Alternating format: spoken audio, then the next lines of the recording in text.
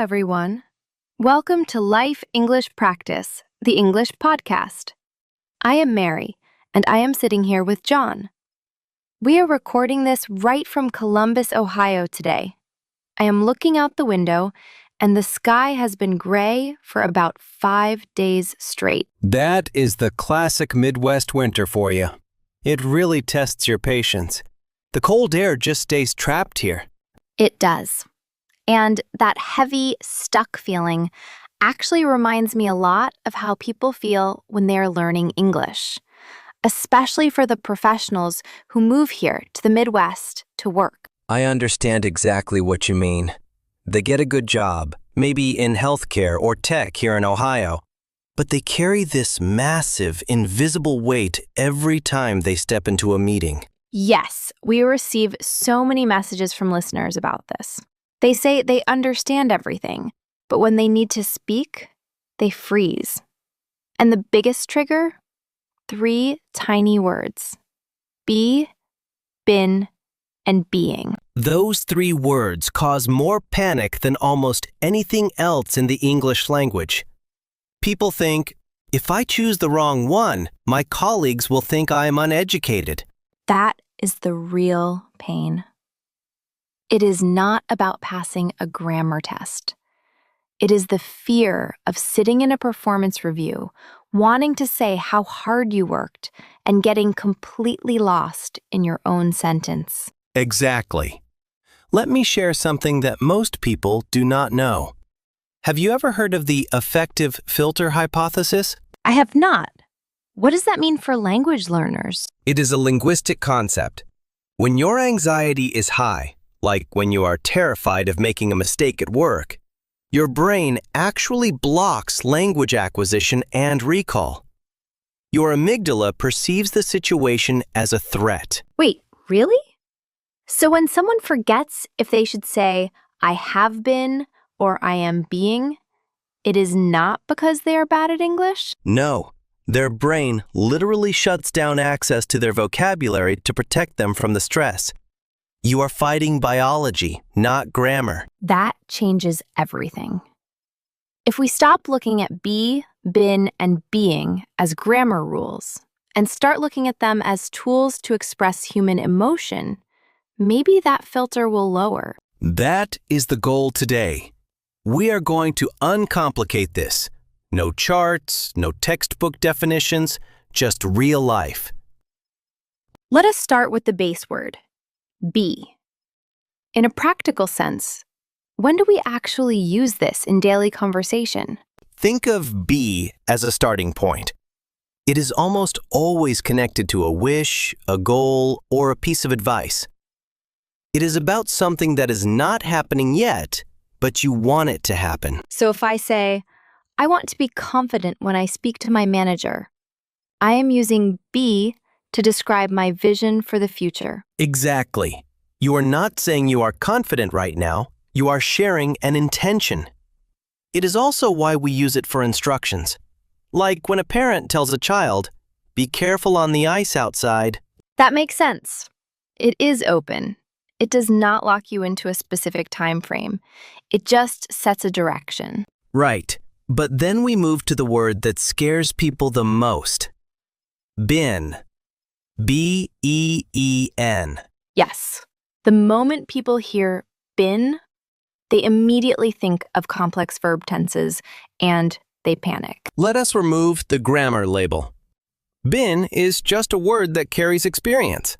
It tells a story about something that started in the past and still matters right now.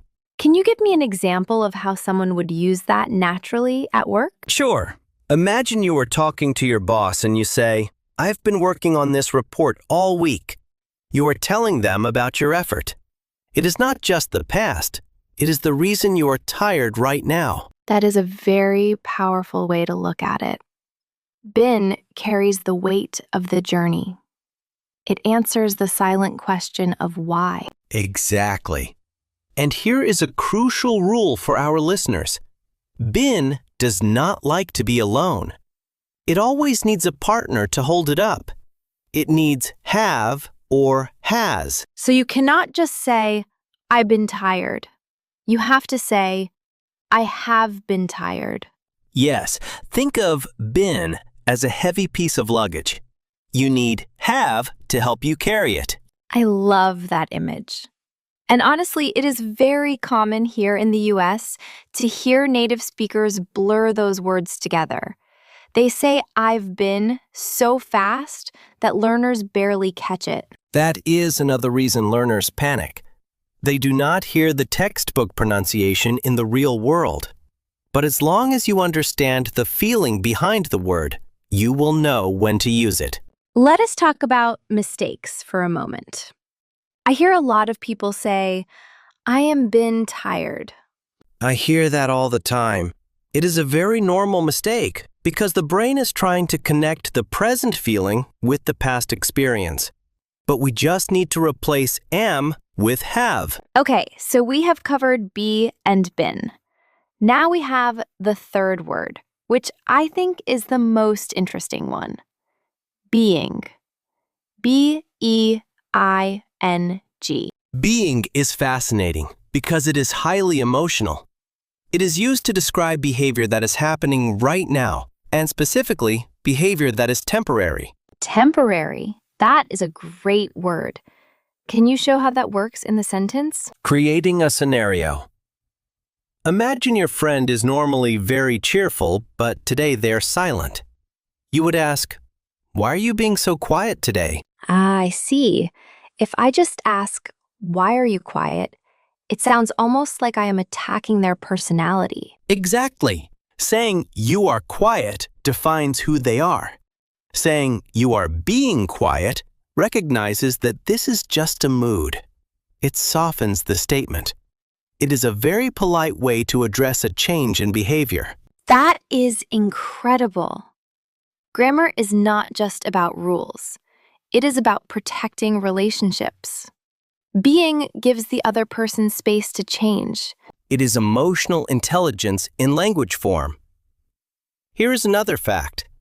Research shows that non-native speakers often avoid using being entirely because they are afraid of using it wrong. Understanding the struggle. Because it feels complex to them. They will just say, I am honest, instead of, I am being honest with you right now. Yes. And while people will still understand them, they lose that subtle human connection. I'm being honest sounds vulnerable and real in that specific moment. Let us put all three words together to see the whole picture. How can one person use be, been, and being to describe their own life journey? All right. Let us use the example of an immigrant professional adjusting to life here in Ohio. They might start by saying, I want to be respected in my field. That is be. It is the goal, the dream they are working toward. Betting the narrative. Then they say, I have been studying the industry standards every night. That is been. It shows their effort, their history, and explains why they are tired but prepared. And finally, they sit in a meeting and realize, I am being more assertive in discussions today.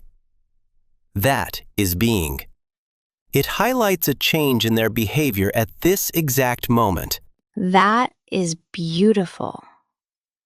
Same person, same journey, but three totally different feelings expressed by three small words. And notice something else.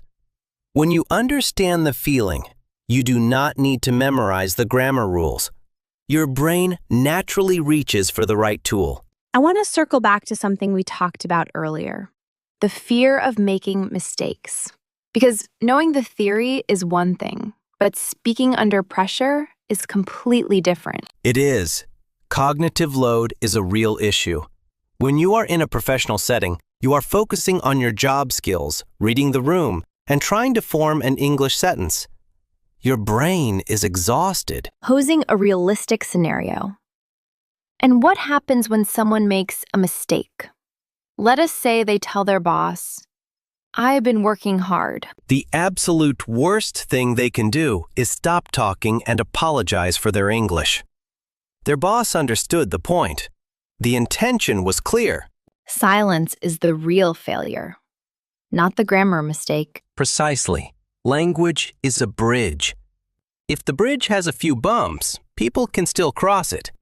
But if you stop building the bridge because you are afraid it will not be perfectly smooth, you stay isolated. I think anyone living in a foreign country needs to hear that. You moved here.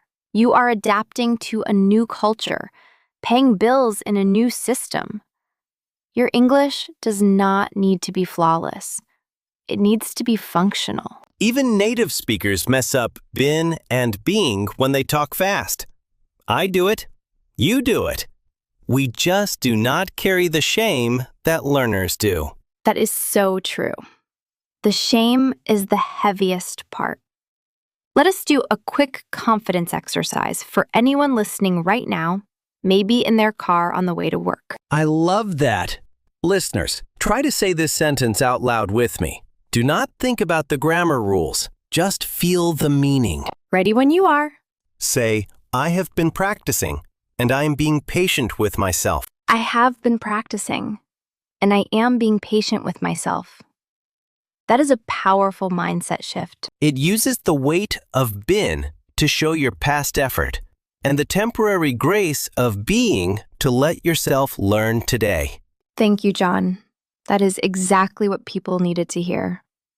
Language is for connection. If you are communicating your truth, you are already succeeding. Absolutely. Keep speaking, keep making mistakes, and do not let fear keep you silent. Well said. For everyone listening, stay warm out there, especially if you are dealing with this Midwest winter. Keep practicing, and we will see you in the next episode.